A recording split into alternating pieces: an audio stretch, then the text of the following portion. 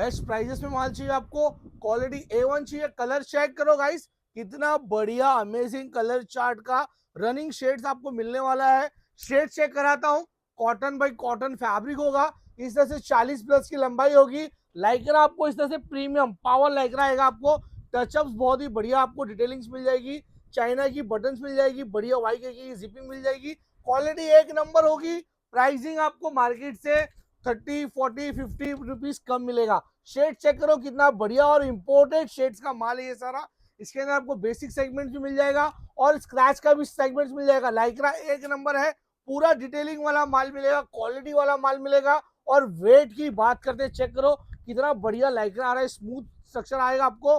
और इसका वेट होने वाला है 750 ग्राम। अगर आपको होलसेल में अपनी शॉप के लिए ये सारा माल परचेस करना है, ऑल ओवर इंडिया डिलीवरी हो जाएगी। इंडिया के कोई भी कोने से कितना 50 to 60 पीस बुक कर सकते हो। दिए गए नंबर पे कांटेक्ट करो, फटाफट माल बुक करो। Thank you so much.